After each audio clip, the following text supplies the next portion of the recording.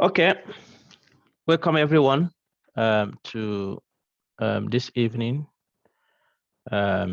session of the Frontiers Science Seminar Series. This is the 13th edition.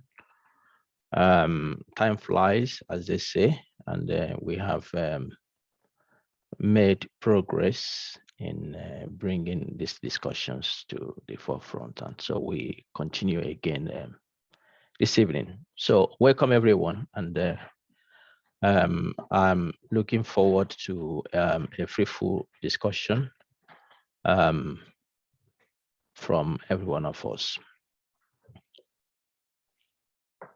Okay, so this evening we'll be looking at the issues of funding,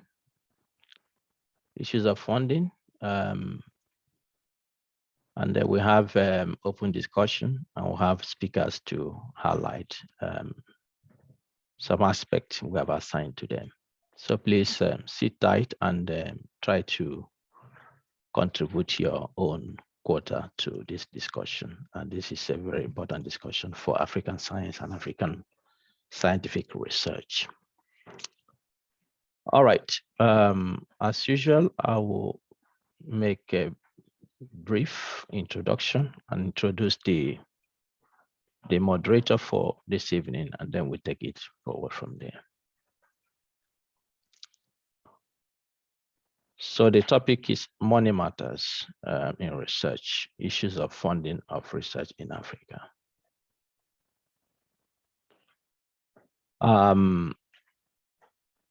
Our future series, we have the speakers you have on the screen who will be coming on board to present on the topics we have assigned to them. As usual, this presentation this evening is recorded, and we have all our activities on the SFI YouTube channel. Eman will usually be helping to put up the link to where this is recorded. In last session we had here, it was 3 hours because we had the career my story, and those of you who were present were able to get motivation from fellow Africans who are pushing their career and are able to share their story. Please, if you're willing to share your story, get in touch with us, get in touch with Eman, get in touch with me, and we will try to bring you on board. These stories can be helpful for others. You never know the stage each person is, and your story could be a motivation to get somebody out of the trap. So please be in touch, and we will do our best to get you on board.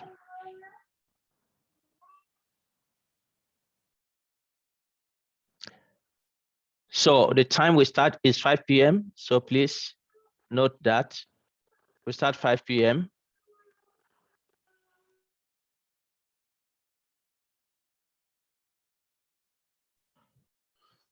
And usually we have separate registration for each seminar session. Everyone is muted on entering.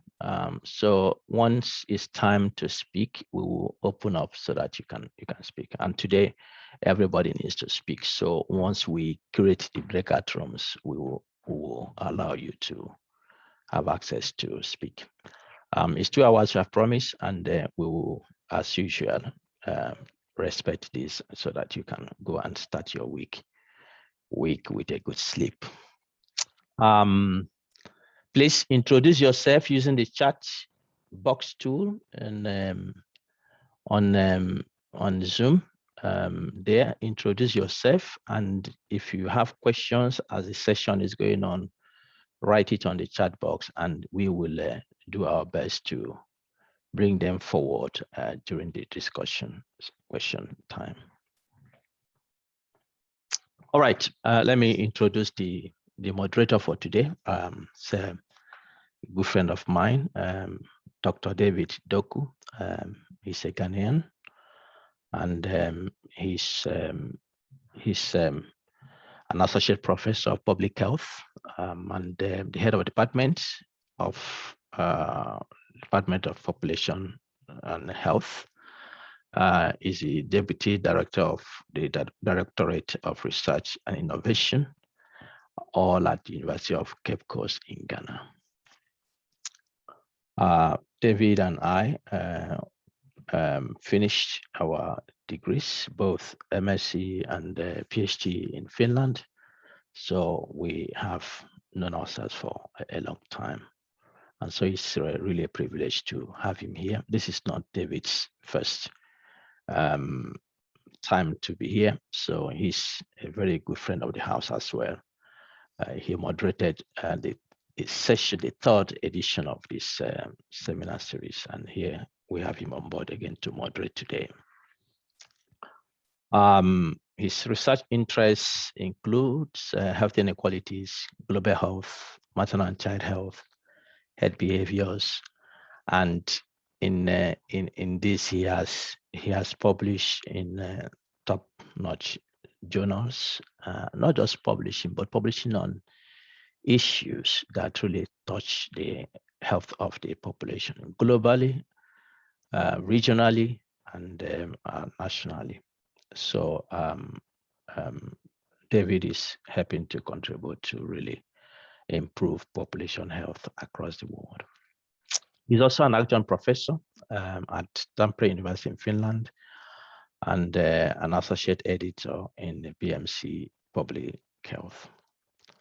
He has many awards to his name and profile. All right, so I think that is a quick one to introduce David, and I will stop sharing. So David, please, the floor is yours, and thank you very much for accepting to play this role of moderation today. Thank you very much, Bright, for the elaborate introduction. I'm very honored to be part of this great platform to engage in science and to see how we can advance science on our great continent and beyond. So I'm very happy to be here. Just a tiny correction. I handed over as head of department last August. So yeah, I was the head of department, but I handed over last August to focus on the research at the research directorate. So thank you very much for the introduction. Participants, as we know, today we're having the third session on a very third edition on a very important subject, funding. Funding is critical in research and in science in general. And today's session, I'm very happy that it's going to be very interactive. We're going to share thoughts, we're going to have discussions, and we're looking forward that at the end of the day, we'll be able to come up with some very important ideas, take-home ideas as to how we can look for opportunity, how we can get funding for our research, how funding can be organized in our continent, and how we can contribute to that direction. Above all, we are very excited to have very two distinguished professors. They will be introduced later on, who are going to share very deep thoughts on this subject. So I think today is highly packed, and I would like to invite all of us on board so we can have it a very successful meeting. Thank you. So now we would go straight to the order of our event today. So we're going to have first session as a breakout sessions, where we're going to be in 3 groups, and we are going to discuss specific topics. We'll be dealing with significance of research funding, group 1.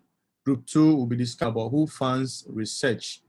And then group 3, barriers and facilitators to research funding in Africa.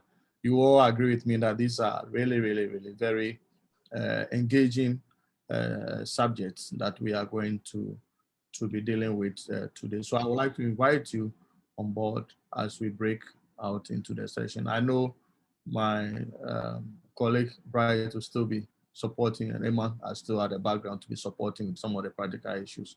But we will now break into the groups and kickstart the discussions. Okay, so I'm showing what David just mentioned on the screen now. So please, you can take a picture. As David has said, on the left side here, you can see these are the issues group 1 will be discussing. Group 2 we discuss these issues, and group 3 we discuss this issue. So please just take a picture of this so that you know the point you'll be discussing. The idea is that you when we come back, you will bring feedback from your groups so that we can all discuss on these issues.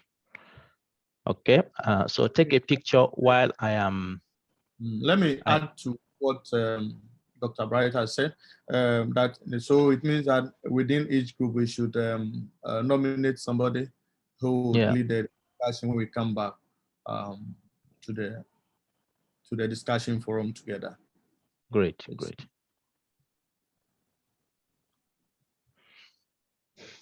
Okay, I hope you have taken the pictures and I will release you. This is almost 15 past the hour, and we'll be back 45 past, about 15 minutes to the next hour.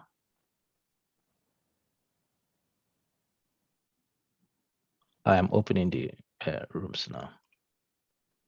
So please join your room.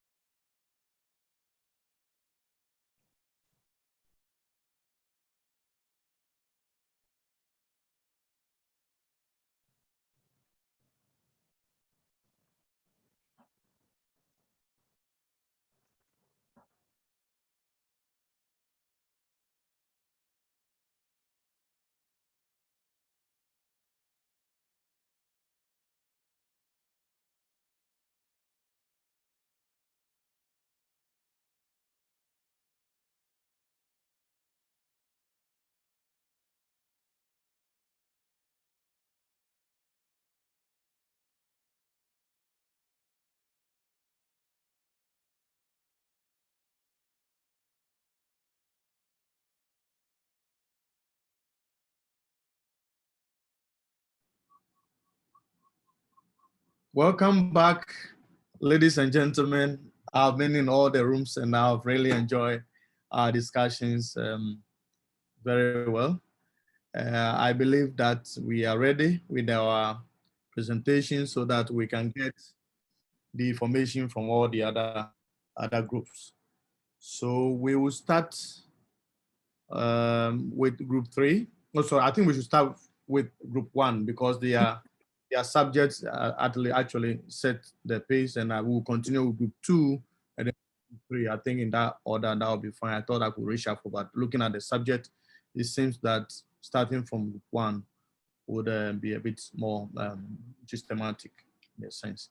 So group 1, would you want to share with us your thought? Maybe some 2.5 minutes or so you share with us, and then we Hello? can, or maybe 5 minutes, we share with that group one. You look Hello, at, from group one. yes, you looked at significance of research funding. And if you want to share with us your thoughts, and then we can discuss that, that I will move to group two. Okay. From group one, I'm Esther Akinyode. Our question is, what is the significance of funding in research and why is it important? In our group, we discussed about it and we came out with the following. Research funding is about source of help that comes in cash or kind. The kind aspect may be training or other equipment needed for research. It is also important because we need it to fulfill our purpose. It is an enabling factor that we transform our idea into reality. Since science is based on research, we need the money to carry out the practical aspect of our theoretical knowledge. Research is usually associated with higher institutions, so we need research in our institutions to fund the researches and bring out new innovations in order to develop the society. And for the society, since proposal borders on problems, the innovations developed will be what we have to solve the problems in the society, thereby improving our society. The second question is, what happens if no funding for research? What happens to the scientists, the science, and society? He came out with the following points. Without funding, the research will be dead. Then researchers will become frustrated. The society will not be applicable to where they are. Then innovations will be killed. Ideas will be in the dark. Then decisions is made on assumptions. Then what happens to the science? The science will be stagnated and the society will not be improved. Thank you. Thank you very much for your presentation. Are there issues, comments and reflections on Group 1's presentation regarding what is research funding and how important is it for scientists, for society, and what happens if there is no funding? What happens to the beautiful science, to the scientist himself, to the science, and to society? Any thoughts and reflections? I have one, but I think I'll be the last. Please, if you want to speak, you can now unmute yourself and speak. And of course, if you're not speaking, you just mute yourself to minimize the background noise since you are recording.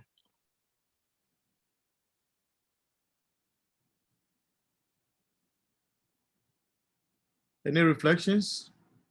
Just unmute yourself and then, or if you raise your hand too, I can call you.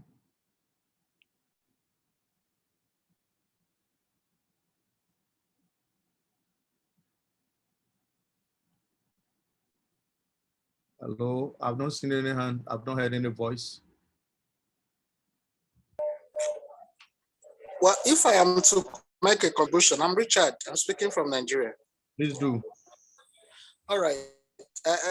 Just from what the presenter just mentioned is a stark reality, because in Africa, we all know that research is underfunded in Africa, and it's telling on every facet of the economy of the country. For instance, look at what is happening in COVID. Instead of bringing money to sponsor research, there are so many people that are eager to do research on COVID to see possibility of bringing COVID vaccines. But due to the bureaucracy in the system, they prefer to import it from outside. So what happens? One, it endangers the economy of the country, or even the continent itself, just like the presenter says. Secondly, it makes even the researchers, the little thing gain they're supposed to get and improve on themselves and their families, it's not there. Thirdly, is that it even affects the currency. Most of the African currencies now don't have any value when it compared to the Western United States dollars and then the European pounds and their currencies because of imports and so on and so forth. But if there is genuineness in our leaders to fund research, most of these things will be mitigated.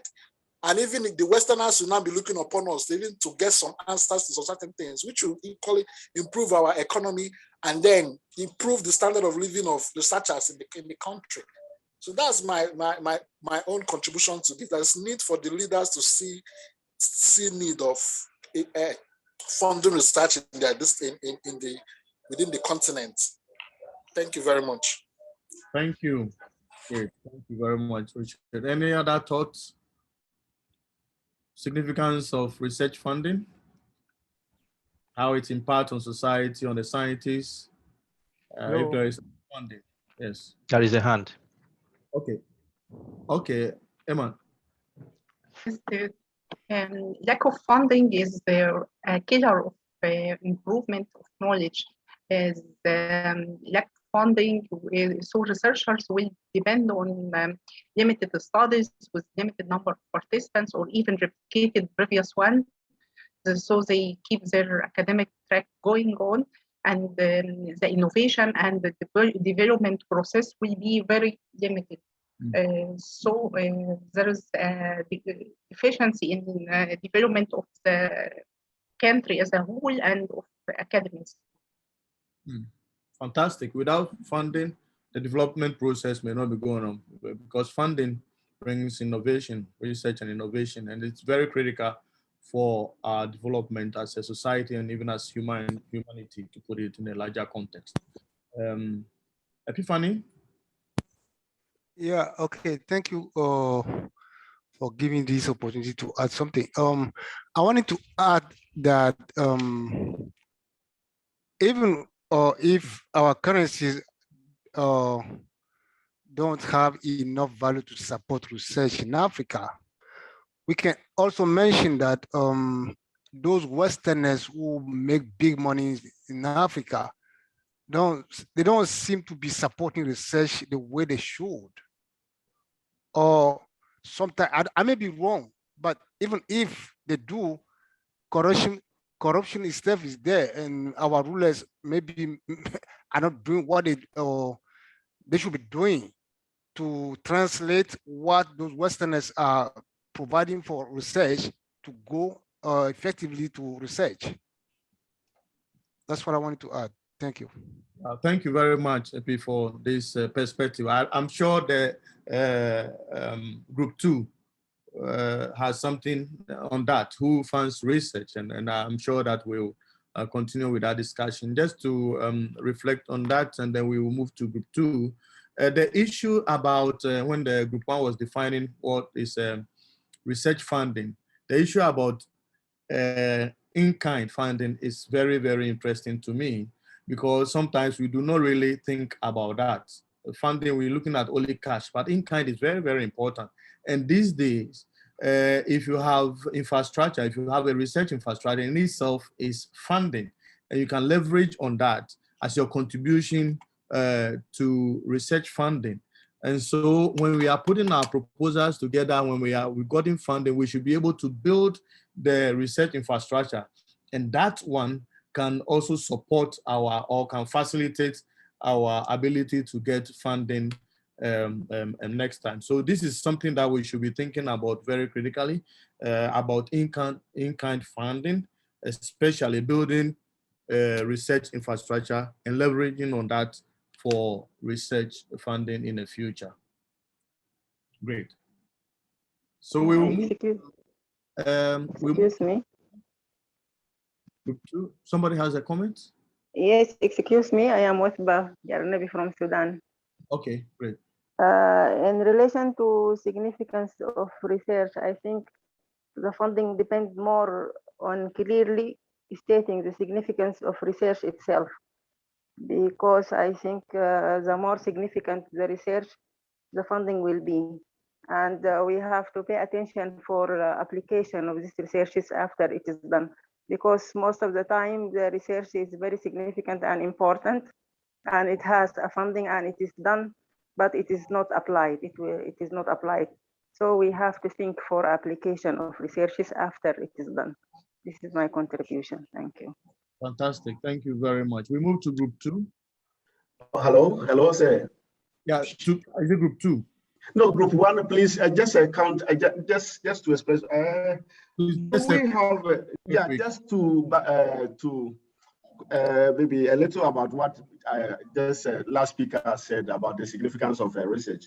I doubt if any research is particularly significant, or I mean not significant. It depends on maybe the particular need of, because I don't see any research as more significant than the other place.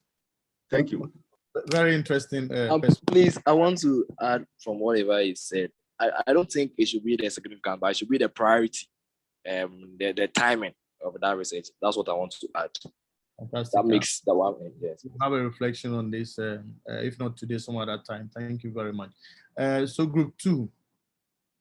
Group two. Okay, so group two will be presented by me, Amanda. Great. My name is Amanda. Yeah, okay. So our team was to look at who funds research. And the first question was who should fund research? And the group agreed that anybody at all, so far as the person has the resources to do so. And we identified governments, the national government, individuals, institutions of higher learning, private and corporate bodies, groups, and as well as non-governmental organizations should fund research. And who funds research in Africa? So these, the responses from one fed into two. So we identified national, international levels, as well as the private sector and non-governmental organizations. At the national level, it was agreed that governments of each country should make funds available for scientific research. Then private and organizations, private and corporate organizations, with respect to their fields, can also fund research activities in those areas. Then institutes of higher education should make funds available for their graduate students at least. And then individuals. So it was agreed that individual researchers themselves fund their own researches because there's not enough funding that comes to them. And then at the international level, it was identified organizations such as DRD, TIWAS, and then Islamic Development Bank are some of the institutions that fund scientific research on the continent. And then we had private sector.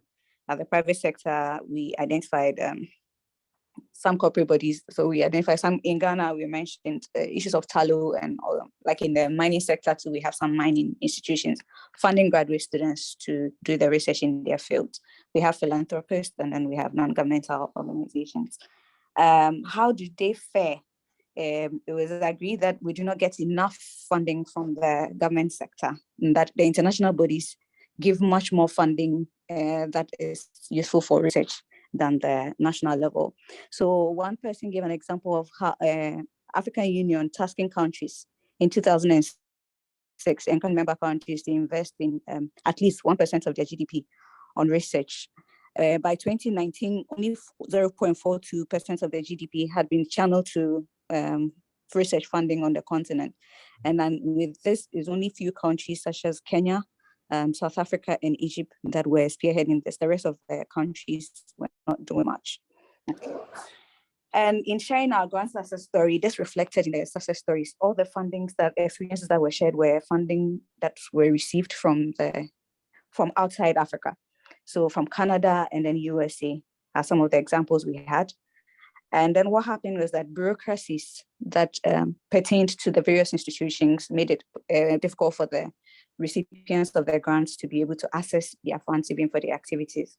So one institutional experience, when the institution gained the funding from Canada, the legal section of their unit gave a clause which made it difficult for the funding institution to release all the funds at a go. So they decided to do it in tranches, which affected their research activities. And then individual experience also said how the bank, the structures and bureaucracies for accessing the funds were given made it very difficult for her to access her funding. So this is our discussions and the responses we've given so far. So if any group member has anything to add, please unmute and do so. Thank you. Thank you very much, Amanda, for this great summary of your discussions. We open the floor now for thoughts on that. Who fund research? Who should fund research? If you have thought to share, just unmute, or you raise your hand, I call you, or you unmute and then you continue. Yeah, hello, sir. Yes. Yeah, I'm Richard Shobwarton. And by the way, I was at UCC, maybe the very department where you are. That's where I graduated my first degree, please. I think if African leaders really want development, if they really mean what development, is for their respective countries, then I think 1% share in this research and development is woefully inadequate. I don't see how much 1% can be, used to do any meaningful research. For example, in academia, when you talk of the making advocate funding for research, it's also in line with the inadequate equipment even within various departments. For example, if you talk of maybe the engineering department, you see there is students doing engineering, mechanical, whatever engineering, but you go there, there's inadequate equipment. You can't find any serious equipment there to do this.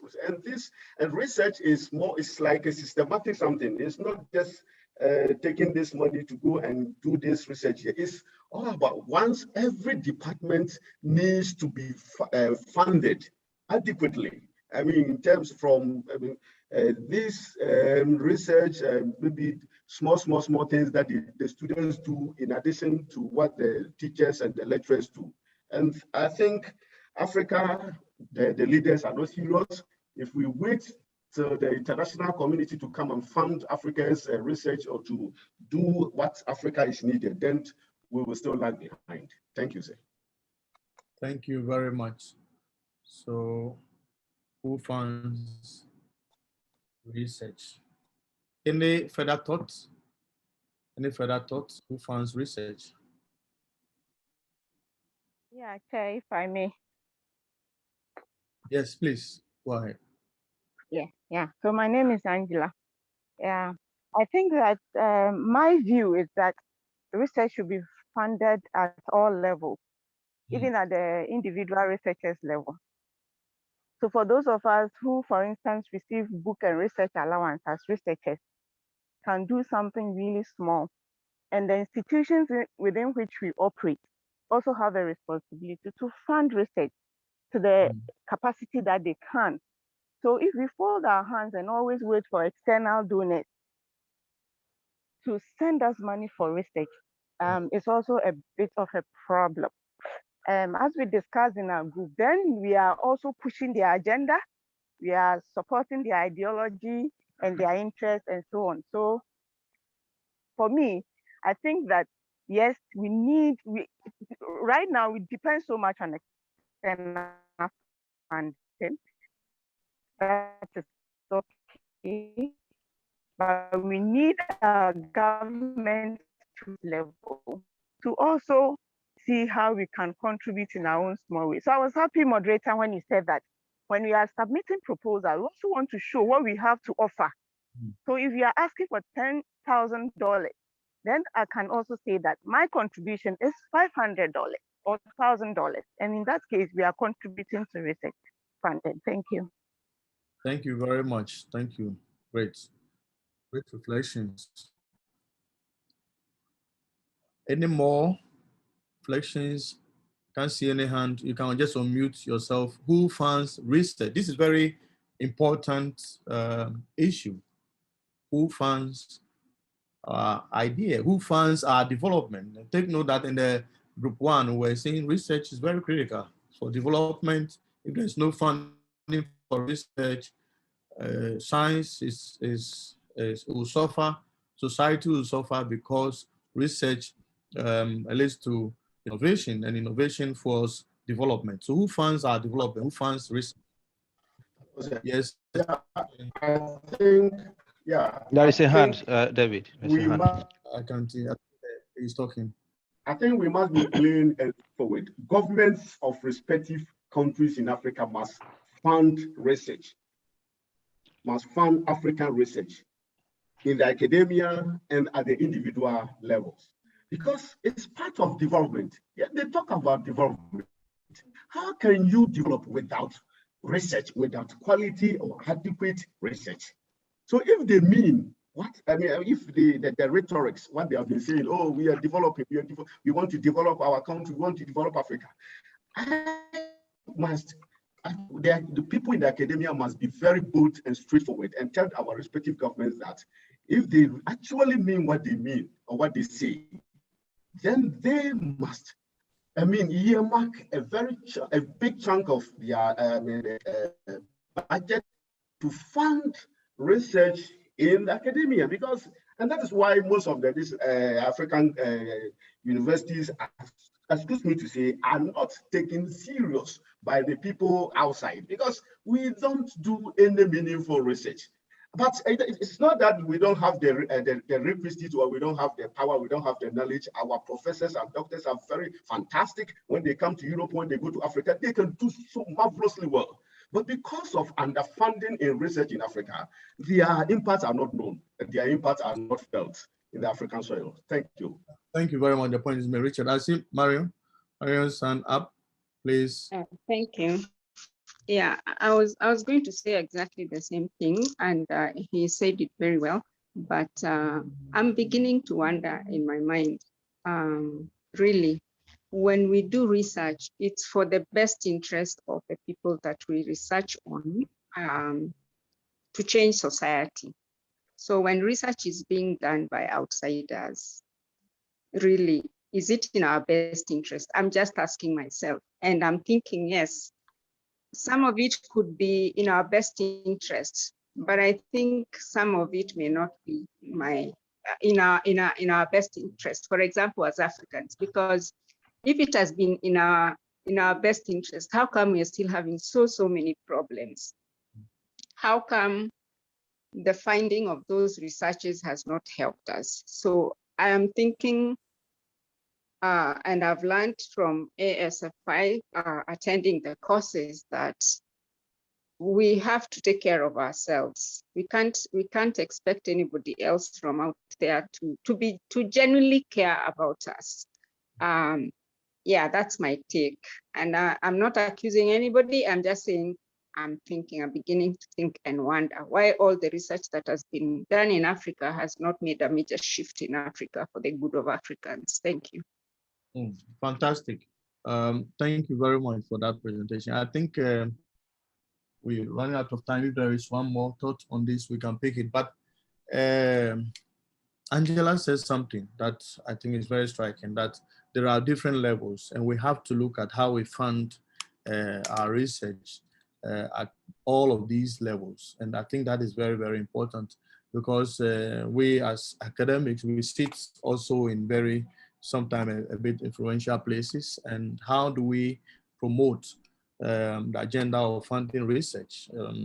Some of us have been heads of department, or we are departmental board, and right from there, in our own individual research, departmental research, faculty research, school research, university research, national research. How do we make our voices heard in terms of ring fencing money for research at all of these levels? And I think this is very important. Of course, we cannot agree more that as nations, we need to set money aside for research, because research is development, fuels development. Otherwise, we'll be left behind. But we must also take responsibility as individuals at every level we find ourselves. How do we make resources available in cash or in kind for research? Sometimes, we must be honest, sometimes when we are looking for research funding, we are looking at only cash, and our time contribution to that is not factored in. But how do we also donate, if I want to use the word, donate time as funding for research? So I think that looking at this from all levels is very critical. We picked the presentation from the last group 3, barriers, Okay. facilitators, research funding. Okay. All right, so in group 3, we presented on the barriers and facilitators to research funding. And we highlighted on 2 main important barriers, and there were other that we talked about, and later on we went to the facilitators. For the barriers, we talked about the individual level barriers and the institutional barriers. And the individual level barriers, we talked about the person's clear knowledge or the in-depth knowledge about the policies and guidelines regarding research funding, how one is going to obtain, how the person is going to write the clear process of obtaining the funding. People do not know the laws and policies regarding this funding. Also, we talked about dishonesty, where how would they use the funds for? Does that individual have a track record? All these things contribute to the individual level barriers that hinder or that do not enable us to gain grants. We also talked about some institutional barriers, and these institutional barriers, some of them have been highlighted upon through the discussion. So, especially talking about the policies. If the policies are not in line, talking about the structure of the institution, the bureaucracies, and all those kind of stuff, as one person suggested in, I think, Togo or something. There also other barriers that we talked about was about the timing, the relevant at that time that we are going to receive a grant. Is the timing sufficient, and is it relevant at that particular time? We also talked about the team composition and the members in that research group, and also satisfactory budget as some of the barriers to research funding. Then we talked about some facilitators, and in all the barriers, we realized that good training in terms of organizing workshops, in terms of seminars and all those things are necessary to help facilitate research grants. So we talked about training. They also talked about healthy competition between researchers, where they can even contribute, go about to form collaborations and all those kind of things. These were some of the stuff that we talked about regarding barriers and facilitators to research funding. Please, if there are more that they want, the members want to add. Yeah, please, the floor is open if there are reflections or additions from the team.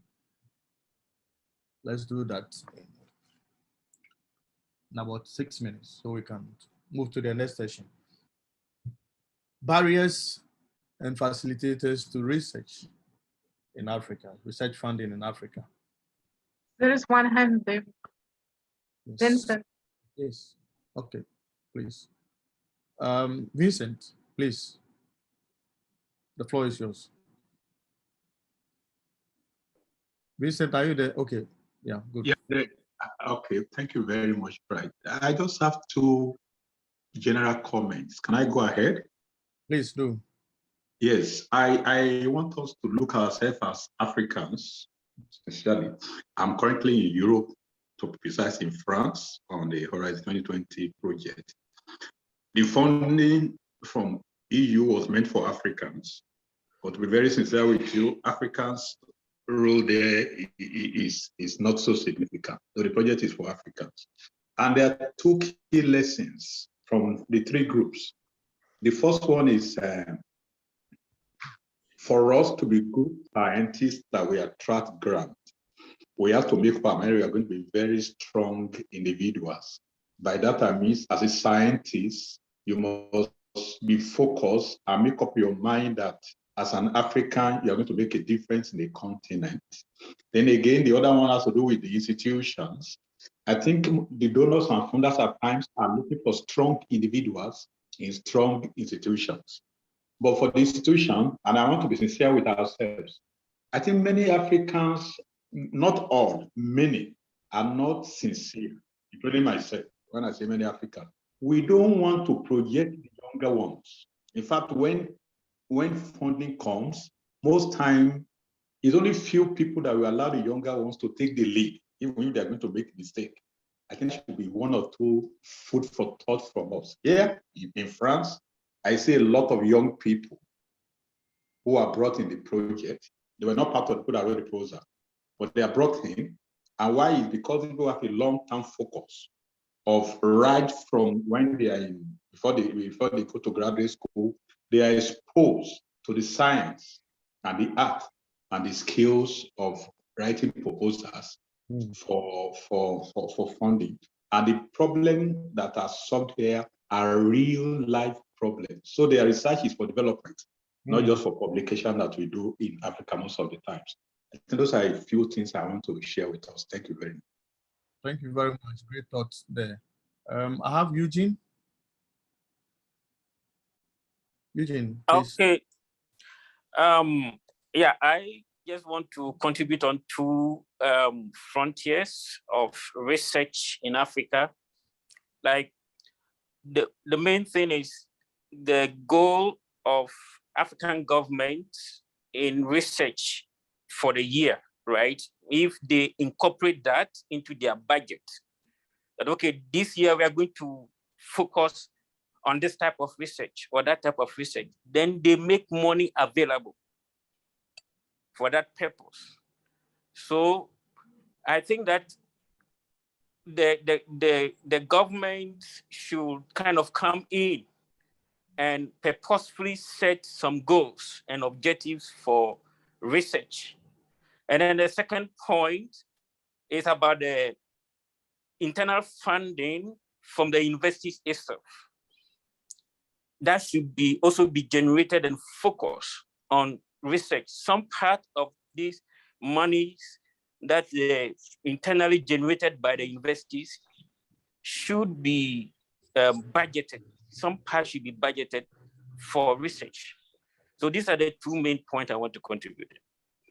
Thank you very much. Any other reflections on barriers and facilitators for research funding in Africa?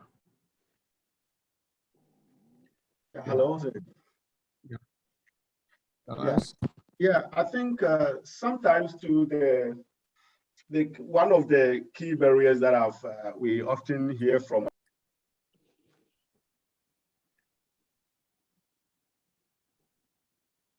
It seems we have lost you. Hello. Yeah. Hello. Okay, maybe Yeah, if I can. This is Richard, please. Okay. Yeah.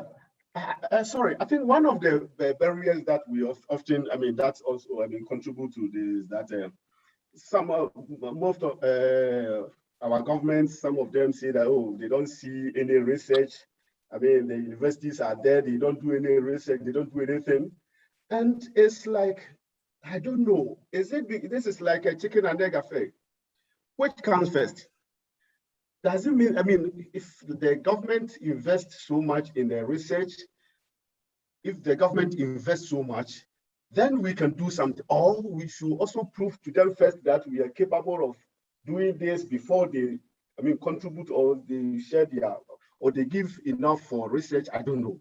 So I think these are some of the things, because the people even understand, oh, the universities are there, they don't do anything, And these have gone through the minds of most Africans. It's like, so they think that, oh, we in the academia, we are not doing anything.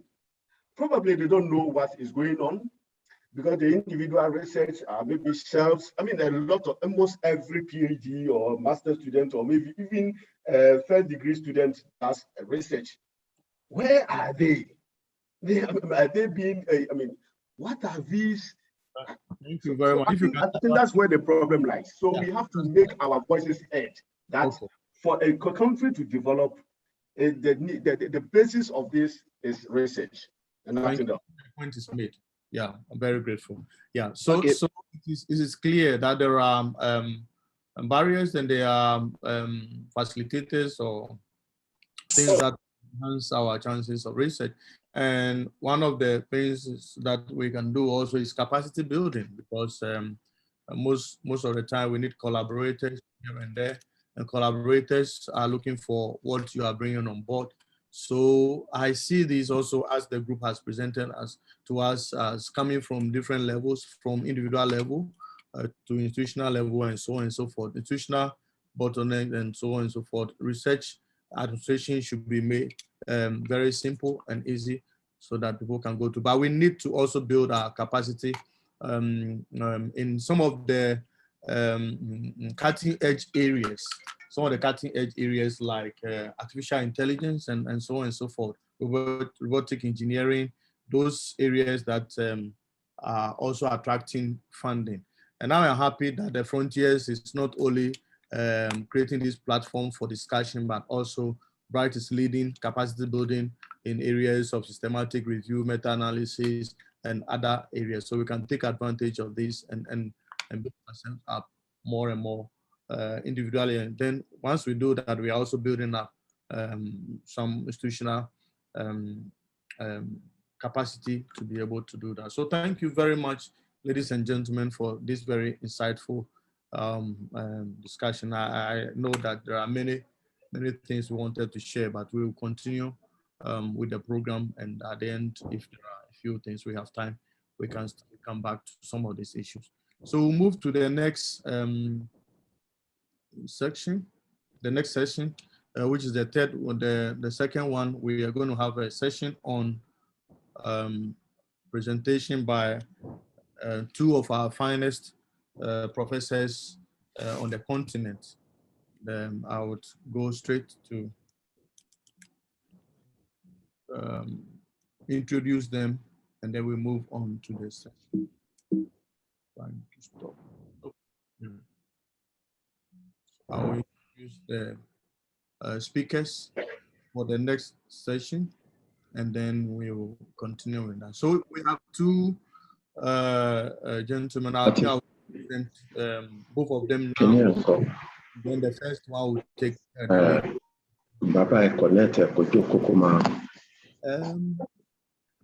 please, can you unmute your microphone now that we have finished the discussion session?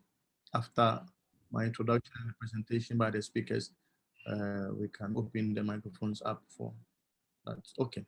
So we have the first presenter as Professor Charles Ayo. He is a professor of computing. He holds MSc, BSc, MSc, and PhD in computer science. He was the Vice Chancellor of Covenant University between the year 2012 and 2016, and currently the Panean Vice Chancellor of Trinity University in Lagos. His research interests includes mobile computing, internet programming, e-business, e-governance, software engineering, and so on and so forth. He is a member of the Nigerian Computer Society. He's a member of the Computer Professionals of Nigeria. He's a fellow of the Courier and Logistics Management Institute, Nigeria, I guess, as well as a fellow of the African Scientific Institute, among many other institutions. Professor Ayo is a member of the review committee of the European Conference on E-Governance and the editorial board of the International Journal of Scientific Research in Education. Professor Ayo was an external examiner to a number of Nigerian and foreign universities, both at undergraduate and postgraduate levels. He has supervised over 200 postgraduate projects at all the levels, diploma, master's, and PhD, and has published extensively in scholarly, highly ranked scholarly journals and conference proceedings. Professor Charles Ayo is a senior Fulbright research scholar and an awardee of the Ford Foundation for Teaching and Innovations. He's a well-reputed internationally in the areas of application of electronic and mobile technologies to governance, business, education, and health. Ladies and gentlemen, we have one of the finest scholars to share his thoughts on this important subject with us. The second speaker is Professor. Please, can we have microphones mute? So that way, yeah, please. The second speaker is Professor Atuama. He's a professor of environmental and sustainability science at the University of Cape Coast in Ghana, where he is also the director of the Directorate of Research, Innovation, and Consultancy. His core research areas or interests include socio-ecological system, global environmental change mitigation and adaptation, environmental management, remediation and policy, human health, risk assessment, climate change, pollution of environmental media and biota, predatory resources management, and multivariate environmental statistics. Professor Frederick Atuama has over 150 peer-reviewed publications in scholarly, in highly ranked journals, and has reviewed for over 60 international journals. He has considerable experience in critical leadership roles and grant sourcing and management. He has worked with national, regional, and private institutions to improve management tools and policy, to undertake research, conduct assessment, to help resolve environmental, health, and social issues during the past 2 decades. Professor Ama has also consulted widely for several organizations, including the World Bank, the UNDP, the African Union. He is a member of the International Science Policy Platform on Biodiversity and Ecosystem Services, where he serves as a member of their assessment experts. Professor Ama is a lead author of the United Nations Environment Program, the Global Environment Outlook #6, which is often referred to as the GEO6 report. Ladies and gentlemen, we have the privilege to hear from these 2 distinguished professors on this important subject. I would like to give the floor to Professor Charles Ayo to share his thoughts on future implications of adequate research funding for science and societal development. Professor Ayo, please, the floor is yours. 10 minutes. Thank you, the moderator, for the opportunity. Host, kindly permit me to share my screen. Please do. Okay.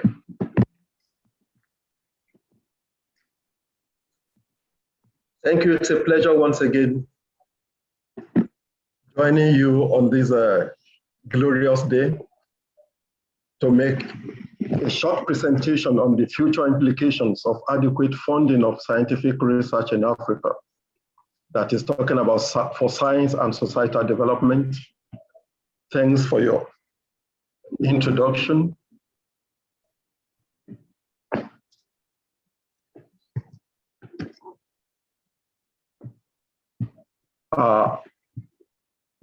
The presentation outline as presented, but to cut the long story short is, let me appreciate the convener, the co-convener. Before I cut the long story short, give me $1 billion today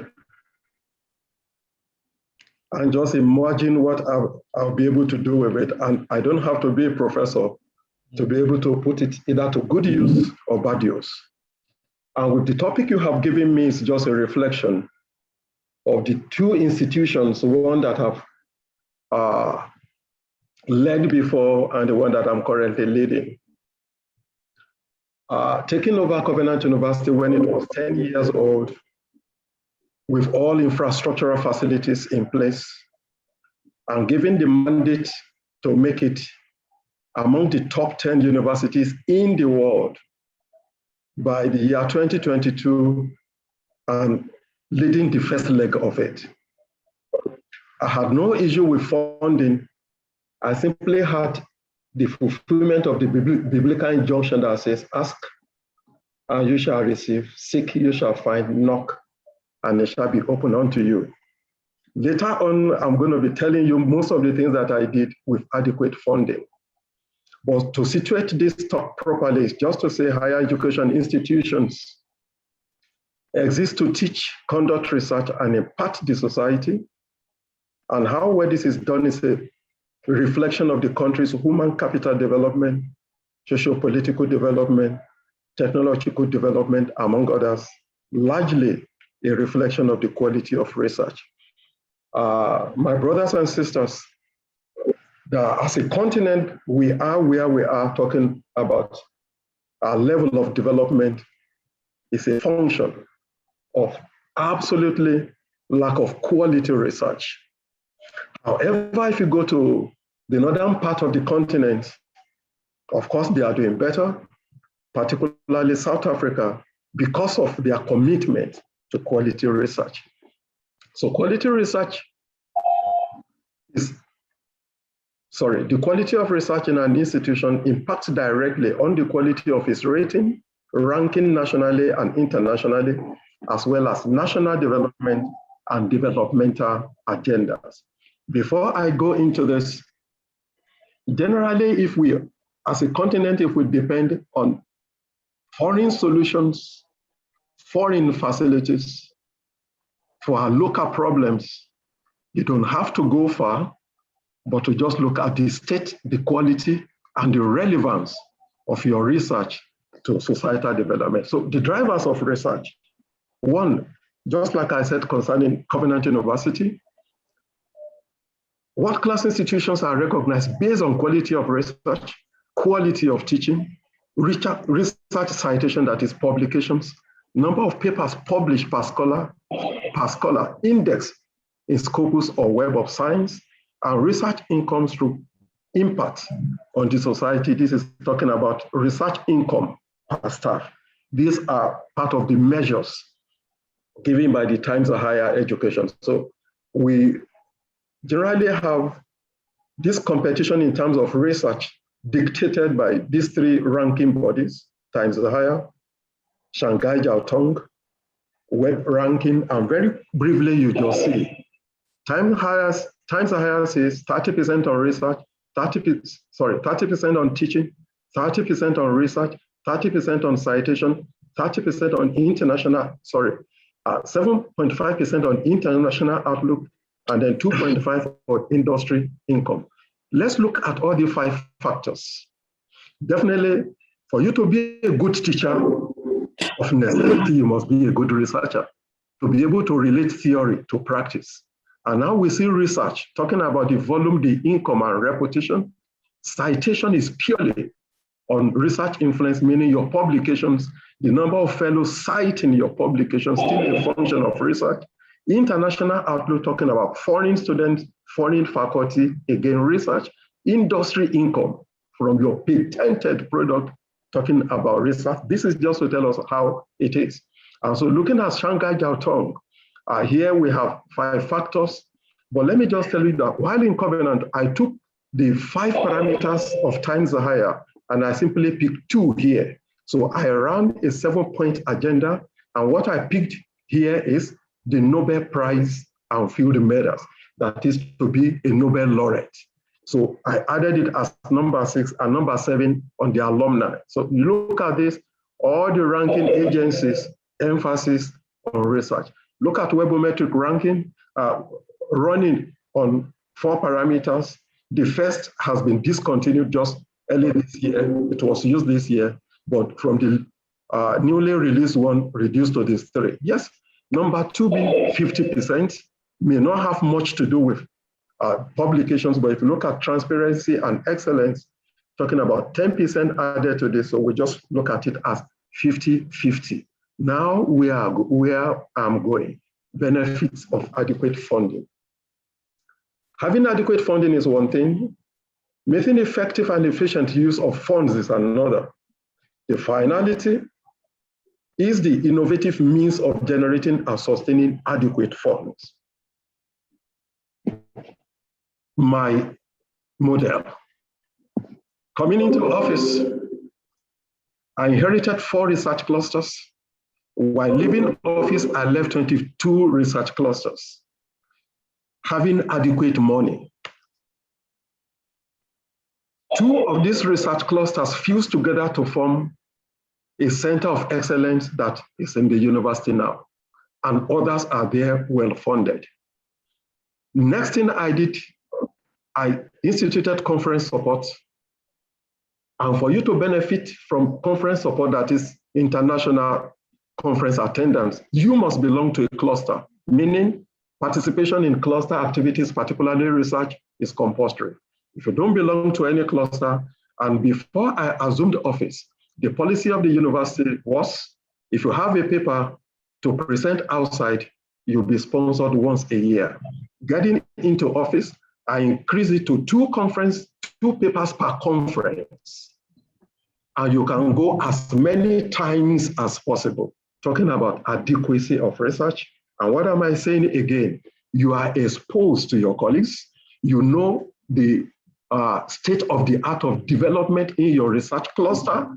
And so coming back home, you are more informed and you are well exposed. 3, publication support. I made it compulsory. If you have a paper published or accepted in Scopus Index, Web of Science, we are picking the bills. Why? Adequacy of fund, and how we can use that to accelerate development, accelerate research activities in Africa. And not only that, I extended it to the postgraduate students. I wouldn't know what's happening there now. If you are there for a master's degree, after your dissertation or thesis, regardless, depending on the nomenclature you're adopting, you must produce 2 publications. They must be indexed, either in Scopus or the list, Google Scholar, because Google Scholar is needed for webometrics ranking.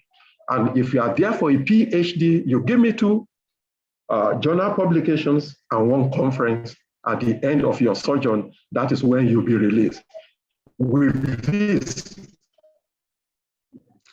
I've created a platform for the supervisor-supervisee engagement in research, and to ascertain that what you are doing is current, that you're able to publish. And again, we established during my time a patent office, because we are not interested in research endeavors that will lie down fallow on the shelf.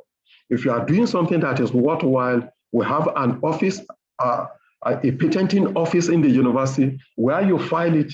Just go continue with your research. We have an officer that has the responsibility of doing that. And 2, excellence in community impact. It's one thing to have, just like I said, as an institution, you teach, you conduct research, and you impact the community. It was during my last year in office that I was introduced to these enactors, which is a kind of research group among the student communities. I don't think it's in Nigeria alone, it's across Africa. With adequate funding, we went into the rural communities, we discovered their needs, and then we began to see what we were able to do to better the lots of these guys without necessarily using imported technology, but rather adopting the concept of global, thinking global, acting local. So you can see some of the students in engineering discover palm kernel shell, how you put it together to form a block, and it gives you a solid. They came third, the second year third, and now first and representing Nigeria, if not Africa. Because the news just came out not long ago talking about how you impact the community with the research you are doing. Again, if you look at the African Center of Excellence from the research cluster, you see you now a center of excellence in a particular field, and you have students coming in there talking about adequacy of funding, and these students, they are paying no dime. So if you are solid in research and you are able to attract the grant, you make life easier, not only for yourself, the students. And 3, based on the 2 factors that I picked from the Shanghai Jiaotong, to be a Nobel laureate, it is on record till date that was only during my time I brought in 3 Nobel laureates to Covenant University, I don't know anywhere with a deep sense of humility and just talking about adequacy of research funding. 3 Nobel laureates, 2 different occasions to visit the university. It was with a view to getting them, I mean, you come, the university, and for me to forge collaboration with you, I have your profile listed on my website. That was a strategic approach towards fulfilling the mandate given to me to get the university listed among the top 10. And again, being financially satisfied a researcher through research grants. We are all lecturers in the institutions. There are lecturers, but there are lecturers. While some of us are into administration, you have some that have their hands soiled in research. These guys, in the midst of scarcity, they write brand new cars, they earn their normal salary, they earn their, as part of the grants, they earn money in foreign currency.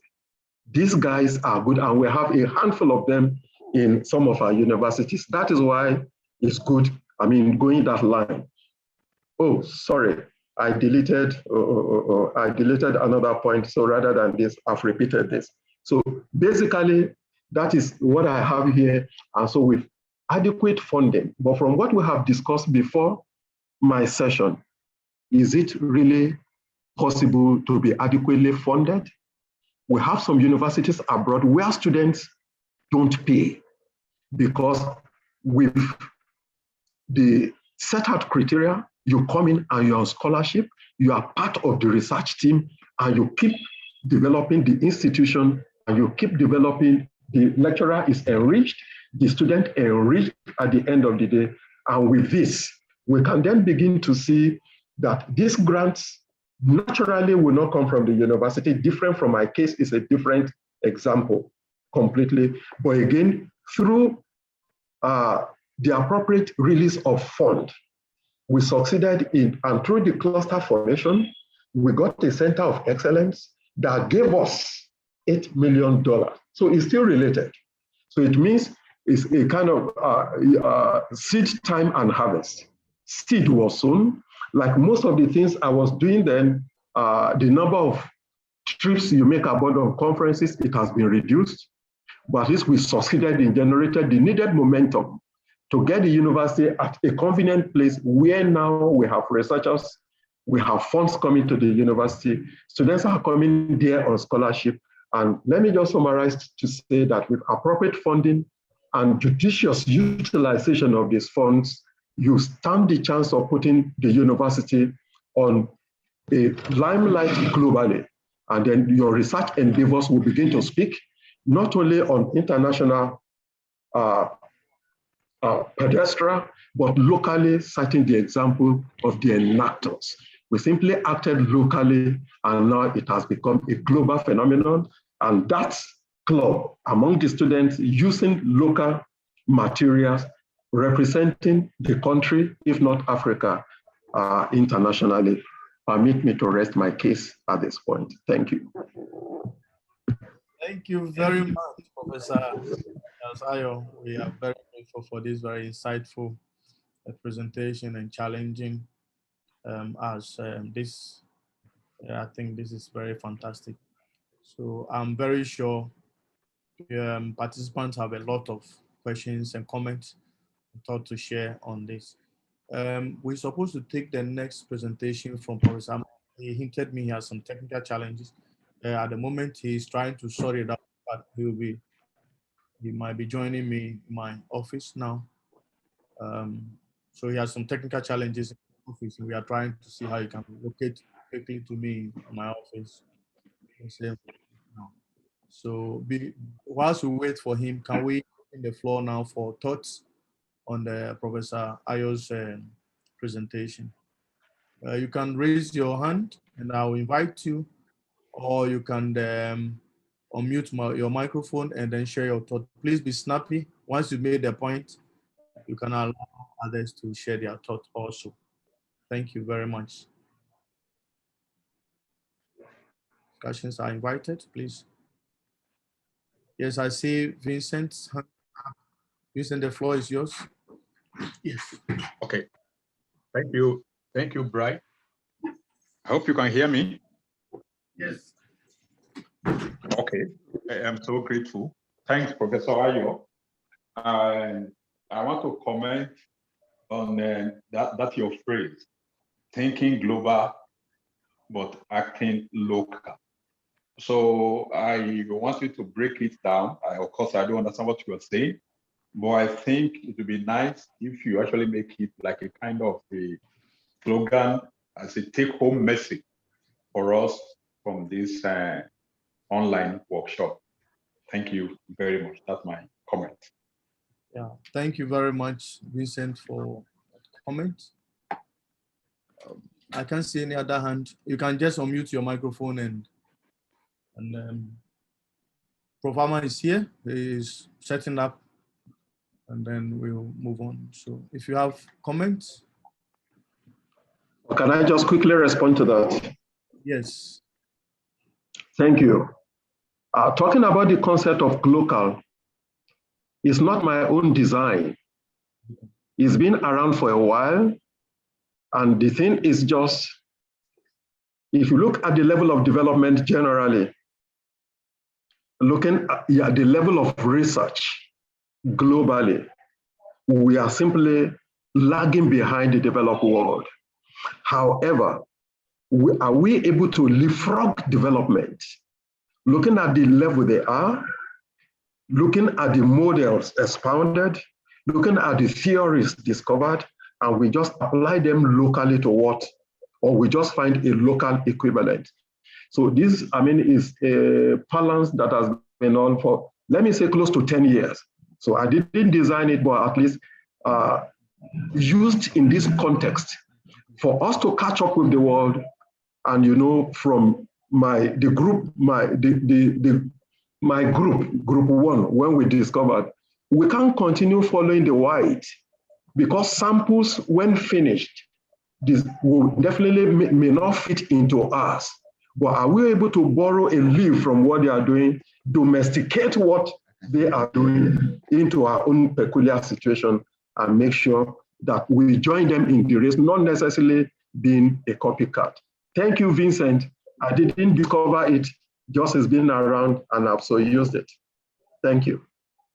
Thank you very much. We have now Professor Ama here, and he will share with us his thoughts.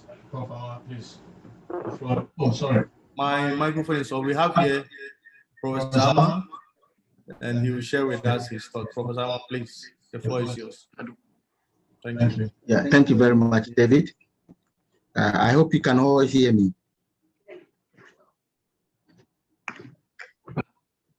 We hear you, Prof. Okay, yes, so it's very instructive to note that most of the issues that I wanted to talk about have already been discussed. So it means that we've actually had a very intellectually stimulating encounter this past 1.5 hours. I want to thank the convener and the co-convener for this opportunity to be part of this platform where we share thoughts that advance scientific research and innovation on the continent. I also want to thank the moderator for this gracious introduction that he made before Professor Ayo came to present. Yes, at the institutional level, we've taken a number of steps to ensure that the research that we are doing is globally impactful. You can see on this particular screen, 10 times higher education. Within a span of 5 years, my directorate, where Professor Doku is also co-director, has been able to make some transformations, which has made the University of Cape Coast the topmost ranked university in Ghana as we speak for 2022, the topmost university in West Africa. So we have dislodged the University of Ibadan. This is remarkable because we are a new entrant. And when it comes to research impact or research influence, we are ranked #1 globally. So it takes a lot of painstaking effort to get to that particular level, but that is the story for another day. So I want to move on to something else, looking at the future implications. Now, I wanted to talk about some of the prerequisites for science, technology, and innovation on the continent. What are the intrinsic benefits of research funding?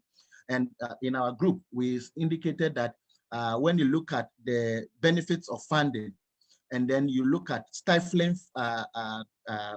research of funds, then you realize that they go hand in hand. They are two sides of the same coin. So the implications are also inherently seen in the benefits or the lack of funding that we see on the continent. And then we also want to put all this discussion we are having in context, because even when we talk of the continent of Africa, there are sub-regional heterogeneities that we should not gloss over. The context differ systematically across the north, south, east, west.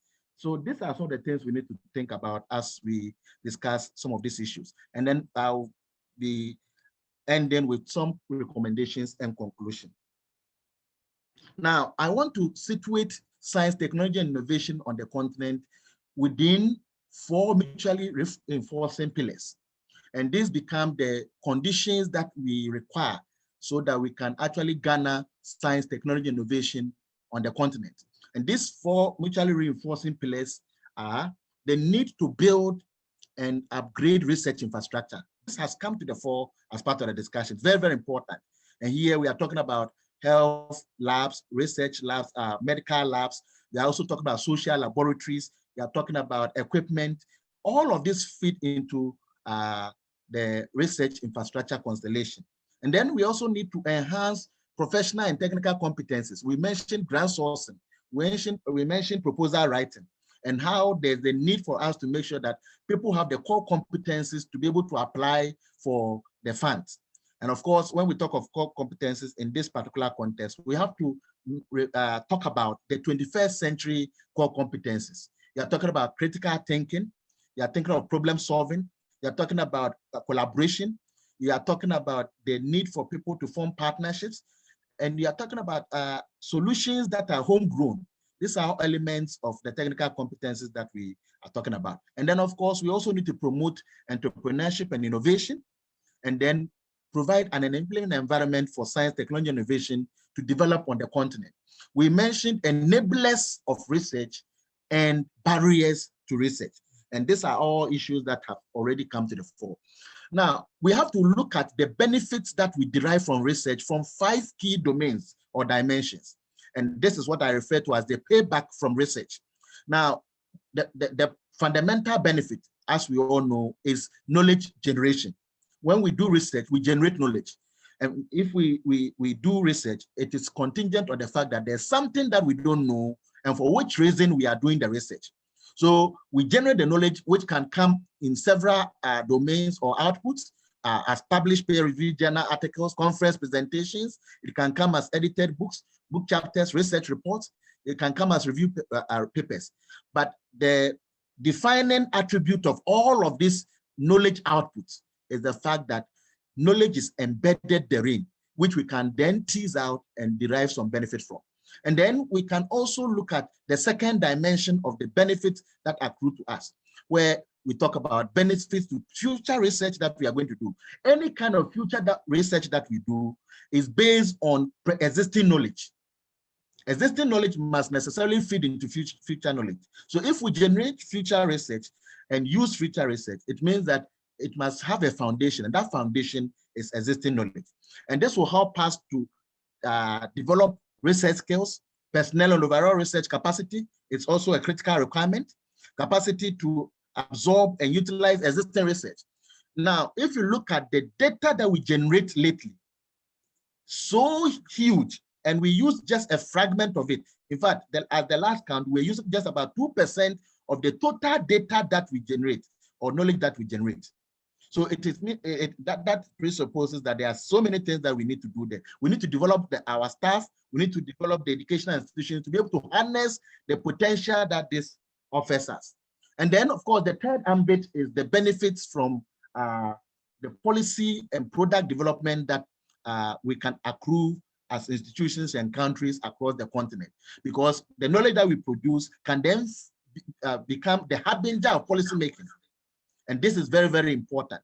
So we are looking at political and executive decisions, looking at development of pharmaceutical products and therapeutic techniques. These are all things that derive from the knowledge generation. And then, of course, the fourth domain is health sector benefits and qualitative improvements in the process of delivery, and then even equity in the service delivery. These are also very, very important. And then the fifth domain is the broader economic benefits from the commercial exploitation of the innovations that we have churned out, from the research and development that we have done. And then we see here, if you look at all the five that I've alluded to, you realize that if we don't fund it, then the implication is that all of this will never arise. At some point of the research innovation cycle, we'll have a situation where there will be a deadlock, and the research cannot go to its full cycle to the extent that knowledge can derive, society can derive benefits from this particular knowledge. So these benefits alone and the lack of funding for some of these things indicates the implications, and I don't need to go into that. So those are really the implications that we can see from there. Now, as I said, all the discussion that we're having, we need to put the continent in context. This is a very heterogeneous continent with 54 countries and over 2,000 languages, 22 Nobel laureates from 9 countries, home to 4 of the top fastest growing economies in the world. And in fact, this is quite striking. 1 in 3 Africans is actually middle class. And then, of course, if you look at the statistics from the World Bank, it says that foreign aid to the continent is just about 2% of Africa's total debt. And then about a decade ago, we knew that Africans living outside the continent brought home about $52 billion US compared to $43 billion from all other sources combined, whether it's bilateral or multilateral collaboration with government and institutions. So these statistics are very pertinent, because as we look for solutions regarding underfunding of research on the continent, we have to look to ourselves. There's a need for us to do self-introspection and then look at the opportunities that we can derive in-house or amongst ourselves when it comes to looking at funding for research. It means that the help may not necessarily be coming from outside. If even help will come from outside, there's a number of steps that we must take to ensure that this is done. So as I said, this is a heterogeneous continent. So if you look at the West African context, there are some heterogeneities there as well. And we realize that we talk about lack of national research and innovation strategies, low investment in research and development, very minimal private sector involvement in the research collaboration among institutions and researchers. These are all things that we know characterizes the western part of the continent. And indeed, only a few countries on the continent have a national research granting mechanism. I know that South Africa and to some little extent, Kenya and Nigeria have that. But most African countries do not have a national level funding mechanism to support research. And this has actually come to the fore. And then if we also look at the people who have worked as researchers for no pay, it is also an issue. If you look at about people who have worked within the domain of 1 to 3 years, 26% of people have worked between 1 to 3 years as researchers without any remittance as researchers. And this ostensibly is due to the lack of funds for research. So these are all food for thought that we need to really consider. And then, of course, when we go to the east and central of the continent, the situations are also quite different there, evolving from there. The southern domain is also different. But of course, one thing that is cross-cutting is that whether you are in the north, the south, the east, or west, limited funding is something that cuts across. And it is something that requires a cross-continental approach to address it. Very, very important. It has been said that researchers in South Africa pay up to 5 times the price for research equipment and consumables, such as chemicals, beakers, pipettes, biological agents, than counterparts in Europe or the USA. This is not only South Africa, it is something that is pertinent or something that is seen even in the Ghanaian context, the Nigerian context. We end up paying more, even though we say we are the ones who are deprived or starved of research funds. We end up paying more than those who are considered to be better placed. And then, of course, we know that some of the reasons that have been adduced for this is the fact that they want to just transmit subpar equipment to us. They dump it here because we have no choice. Those are issues. Now, a few recommendations. Now, the first recommendation relates to science, technology, and innovation. And these are also things that the Auda NEPAD has already indicated last year. It says that member states should establish innovation centers and hubs in universities, which should be adequately funded. And these initiatives we know are in countries like South Africa and Nigeria. They can become models that other countries can follow. And then it's also recommended that institutions working on health-related issues should utilize platforms such as the African Academy of Sciences and the African Institute of Mathematical Sciences, the Next Einstein Forum, and they need to coordinate the development and utilization of these tools and to ensure that we support capacity building and strengthening on the continent. These are very, very important. And then even issues about starting new initiatives on technology incubators that can be located on farms or university campuses, where we can have technology transfer, capacity building, and ensure that people are into research and development. That is very, very important. And then, of course, we have recommendations relating to educational sciences, where we have to leverage the public-private partnerships to ensure that we reduce inequality in access to some of these resources. Very, very important. And then a key point is that there's a need for government to collaborate with universities, vocational institutions, to roll out policies that target and complement the critical skills that we have alluded to earlier on. This is very, very important. And then there's also the need for communication, advocacy, and community engagement. This is also very, very important for us to do as a continent. Investment in science, investment in science, investment in science. This is something that is enduring. So we have to promote investment efforts on the continent. And here we are thinking of the private sector and other relevant stakeholders. Most of the things that we talk about here is in relation to the research innovation ecosystem, where we talk about the quadruple helix or the quintuple helix, involving governments, academia, civil society, the private sector, and many other stakeholders that have a role to play when it comes to investments in science. Then also forging partnerships. Earlier, as part of the discussion, we mentioned the need to form partnerships. And here, African countries have been enjoined to adopt a tri-strategic approach where governments will act as enablers. So we talked about enablers. So governments can act as enablers.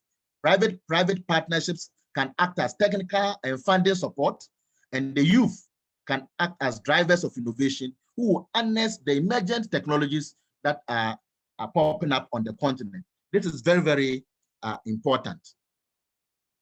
And then, of course, the need for emerging technologies such as high-performance computing, artificial intelligence, blockchain. These are all things that have come to the fore that we need to harness to ensure that our research and development thrives. Now, I want to conclude. I believe that time is fast spent, and I needed to rush through the slides. Now, we realize that underfunding of research will compromise the quality and quantity of scientific research outputs and outcomes. It will also compromise future research and research use.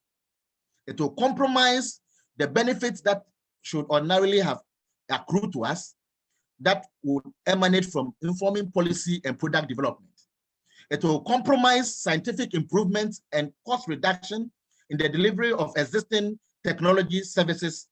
And then it will also compromise the benefits that are likely to have accrued to us from the commercial exploitation of our innovations that arise from our research and innovation ecosystem. These are things that have already been discussed in the previous sessions. So I believe I'm just adding my voice to this. Thank you very much. Thank you very much, Professor Atuama. I promise you that this evening we have two distinguished personalities sharing their thoughts with us. And I think you can agree with me that Professor Ayo, it's rare to hear somebody being a vice chancellor of two universities, but he has been a vice chancellor, is now his vice chancellor, and we are very grateful to have him. We have Professor Atuama, who is the Director of Research and Innovation. There can be any other persons to treat this topic than these two distinguished gentlemen. So we will invite comments and questions. We want to sincerely apologize to you. We are running slightly late. We will wrap up this. You know that it's a very, very important topic, and we will wrap up pretty soon. But we still want to invite comment. I've seen a few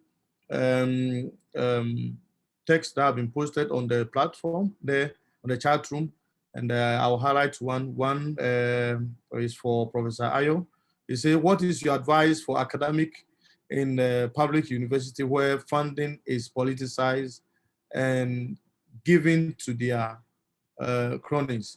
I will Prof. Ayo will comment on that later, but I want to give room for thoughts on Professor Aman's presentation. Please, you can just raise your hand. I'll invite you, or you can unmute your microphone, and please be snappy. In the next 5 to 7 minutes, we should be winding up on these reflections. Or is it rather 5 to 10 minutes? Yeah, we should be winding up on these reflections.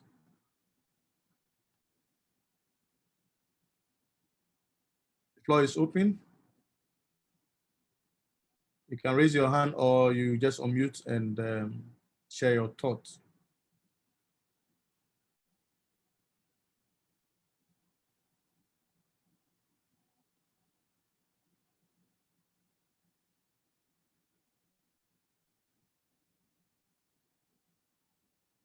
I can see a hand, one hand. Can I see? I can see a hand. Yes, Vincent, please, the floor is yours.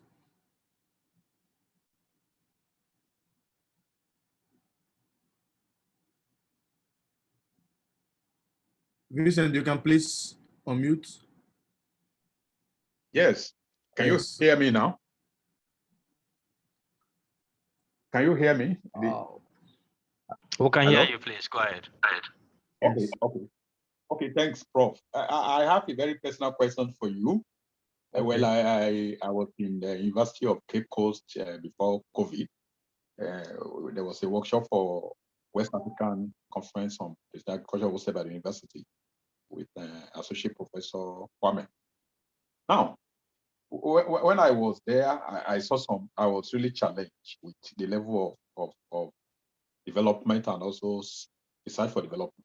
Now, my personal question for you, sir, is what makes the university tick? I've heard some of the things you said, but beyond all the things you put on paper for us, are there one or two things we need to learn, take home message that comes straight from your heart, from what I saw when I came to Cape Coast last year?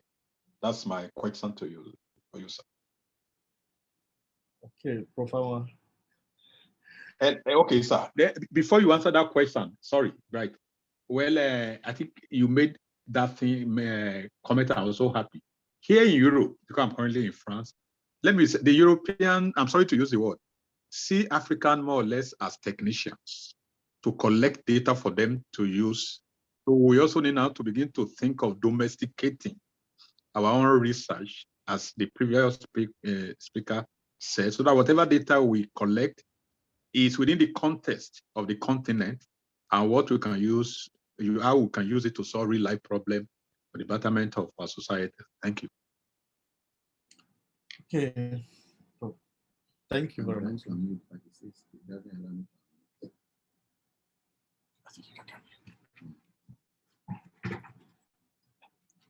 Yeah, thank you very much, Vincent, for your gracious words. Yes, I believe that at the University of Cape Coast, we've made modest progress. There's still a long way to go, but some of the things that we actually did include motivation for researchers. So we gave research funds for colleagues to travel for conferences, to form partnerships with people from outside, to forge regional collaboration, global collaboration during those conferences. We also motivated colleagues who were publishing in distinguished outlets with funds, what we call virtual money. And every year it's a token of 2,500, which you can actually elicit if you are doing some good work, that you can use that money to support for let's say, conference travel, besides the conventional amount of money we give to all researchers. And then we also brought into play what is called the general management policy. This one was actually targeted at driving our research towards outlets that are credible. So we indicated what is acceptable to us as an institution regarding publication outlets. We indicated who an editor of a journal can be, and we put in place mechanisms to ensure that colleagues were following the rules of the game. So we did a number of things. And then, of course, we were also looking at big partnerships. You know, when it comes to research funds, the large research funds are seldom disciplinary research funds. So we, as a university, we decided that we needed to move from working in silos to becoming much more collaborative in our research outlook. We considered moving from disciplinary partnerships to multidisciplinary partnerships, to interdisciplinary partnerships, to transdisciplinary partnerships. And we gave money at the institutional level to people who were forging those partnerships. The highest amount of funds you could elicit from the university was actually devoted to the transdisciplinary partnerships. That means that you should have 3 or 4 colleges involved in the research, and people who are your external stakeholders must have also made input into the research questions that you wanted to address. So these were some of the modest steps that we took to ensure that the university is moving in the right direction. Now, once this was done, the dividends started accruing to us, and then we have Africa Centers of Excellence that are springing up on campus, where they give funds for building labs and for building infrastructure. So these were collateral benefits that we derived from all of these initiatives that we implemented. Thank you. Thank you very much, Prof. Ama, and thank you, Vincent, for this question. I see Epiphany, your question is, your hand is up. Question, please, make it very snappy. Yeah, thank you for giving me the opportunity. I wanted to add something on what Vincent said about African being looked just like technician to collect data. And like he mentioned, we need to go beyond just collecting data and start reflecting on how to find insights from the collected data in order to address our issues in Africa. And this implies funding and encouraging translational research. Translational research is very important. If you take the issue of COVID vaccine, for instance, it is because researchers were working way before this issue came up that they were able to apply what they are funding and propose a solution for like a vaccine to the timely issue of COVID. So we need to encourage translational research in Africa. So that's what I wanted to add. Thank you. Thank you very much. Yes, yeah, I that we have also very great partnership with Europeans and other Western countries, and it all boils down to what we are bringing also onto the table, and that is why it's very important that we keep strengthening our capacity, and also we keep strategizing so that we can have also our pot of funding.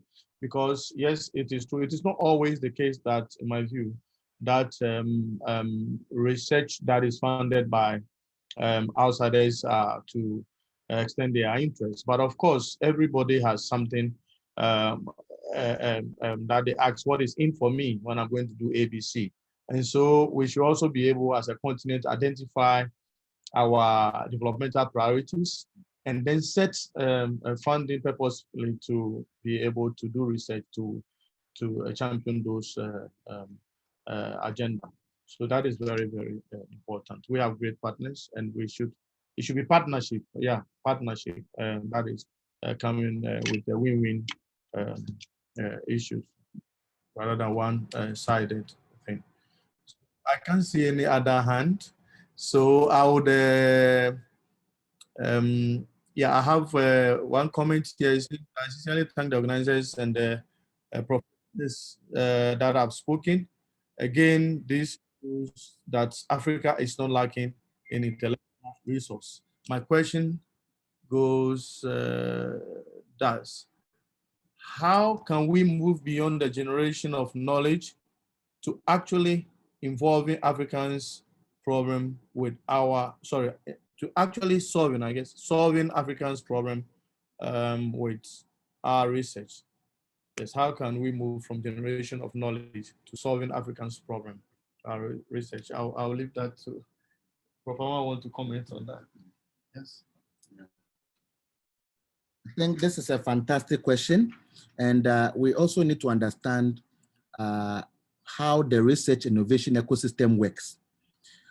In several universities, what is known as technology transfer units and industrial innovation units are springing up. In the University of Cape Coast, for instance, we are leading the charge when it comes to fostering deeper collaboration with industry. We start by the process of curriculum development and ensure that industry is making contribution to the content of the curricula so that the products that we churn out will have industrial relevance in terms of the training that they have garnered from the university. Then we are also ensuring that the research questions that we are answering also has input from industry. Now, we want to develop what is called the innovation report here at the University of Cape Coast. And we are actually pleasantly surprised the number of innovations and the number of patents that colleagues have. It is striking, you see, and this, I believe, provides impetus for industry to collaborate even further with us. So it is not that the research that we are doing is not making any impact. Sometimes it is making impact, but we have not chronicled the impact, and we have not been able to systematically isolate them for attention. And I believe this is the way to go. Just by indicating that we wanted to develop an innovation report, it has come to the fore that colleagues have done marvelous since the 70s regarding innovation that society has benefited immensely from, but we will not be able to tell our story. So the starting point is for us to look at what has already been done that is of industrial application, that is of innovation and entrepreneurial benefit that we can actually look at as part of the bid on our part to ensure partnership with industry. So it is not that what we are doing has no industrial relevance. It has, but we need to isolate exactly how it fits into industry's plans and ensure that we are in tune with what industry requires of us. And I believe that the research innovation ecosystem that we foster can lead us to ensure that all the knowledge that we are churning out is being put to use by industry. In some universities, what happens is that when PhD students are graduating or PhD students are defending their thesis, they send innovation scouts. We should begin to do that. When you send an innovation scout to sit in it, he or she is trained to identify innovation from the presentation.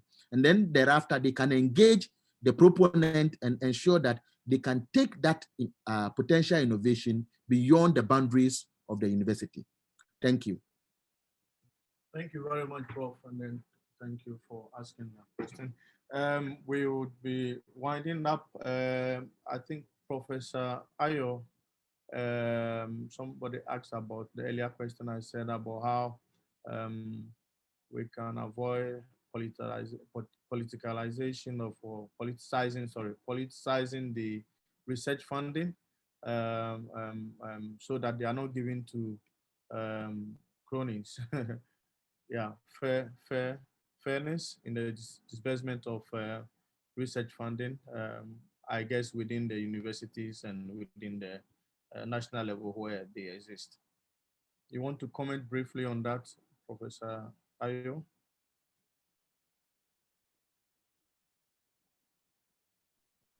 I think Prof has left.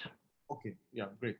Okay, yeah, I think the issue is that we should have a clear procedure regarding how this applications are even announced, how they are received, how they are processed and reviewed.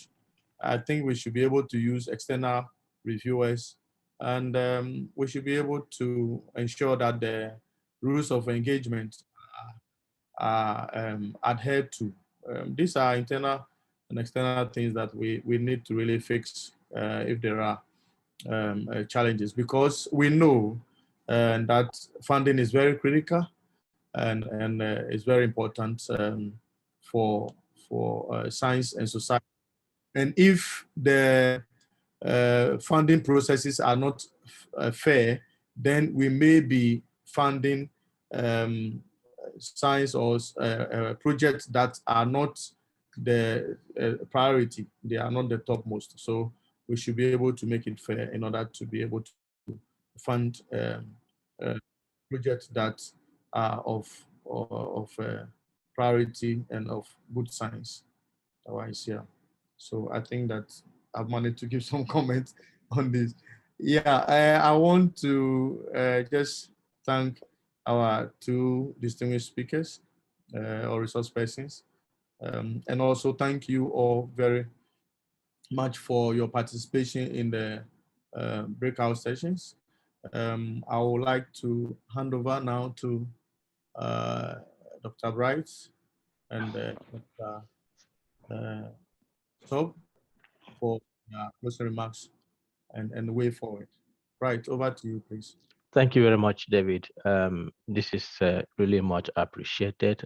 You have done fantastically well to coordinate this very important topic. I don't believe that we have been able to exhaust it. And you can see we have gone beyond the time we promised, and that is a signal of how important this topic is to every scientist, researcher across the continent. So thank you very much. This is much appreciated. And also thanking Professor Atoama for the very excellent presentation and the recommendations he has made. I think we have a lot to really do, really to get this going, because you highlighted several things that need to be put in place for really success to come by, both from the individual level, capacity building, the institutional level, and the national level. So the story I think I get from the presentation you have made is that we have a long way to go. Also, I'm thanking Professor Charles Ayo for his point of view and using the example of what he accomplished in his previous university, which really shows that initiations can work when we put our efforts to make them work. So Africa is lagging behind is the story, but some little effort can really make big impact. And Professor Ayo has demonstrated that. And if we all can brighten the corner where we are, I think there will always be a light through the tunnel for our continent. And finally, I would like to thank all you participants for your contributions, for your input, for your discussion. We are not just bringing this here to just discuss it and go home. We want this to be a motivation for all of us to begin to see how you can be the change we desire as a continent and as scientists in ensuring that our voices are heard and what we do is making impact. The African Science Frontiers Initiatives, we have also training in this area to see how we can build the capacity of African scientists in terms of really getting it right from your own perspective, we have blamed government, institutions, political systems for the issue of funding. But if you come to the institutions, you come to the scientists, many scientists also do not have the requisite experience to delve into the competitive environment of winning grant and securing funding. Those require skills. And from the perspective of African Science Frontiers Initiative, we have taken a step forward to provide tools, to provide training, to provide platform in which African scientists can collaborate. And several of you who are here today have attended the first grant writing course we had in May this year. We'll be repeating it again in May next year. If you missed out, please take up the opportunity to join, because this will be helpful to equip you for success. If you go to our YouTube channel, we have presented the links on the chat box. The trainings we have had in various aspects of science are all there. The discussions we are having in this platform are all there. So please take advantage and go and take these resources to see how you can add to what you're doing now. So finally, I would like to apologize that we took more time than we promised, but this topic is important. I think we have noted key points that have been raised. We have to take forward in the future editions to see how we can continue this discussion. On the screen, you can see the next seminar on the 24th of October will be on the issue of leadership, and that also connects to what we are talking about today. Leadership. We blame political leadership. We blame national leadership. But what about the issue of science leadership? Where is Africa in this? What is your role? Are you a leader? Are you a follower? Please don't miss this. We have two fantastic leadership experts. One has worked to the highest echelon of government. The other one has worked to the highest echelon of science and industry. They will share with us their perspective on what is the challenge of leadership in African science. How can we get it right? And where are we getting it wrong? So invite your friends. We'll send out the invite as the time comes closer. And I think this will be another fantastic opportunity for us to continue discussion on how African science can be improved.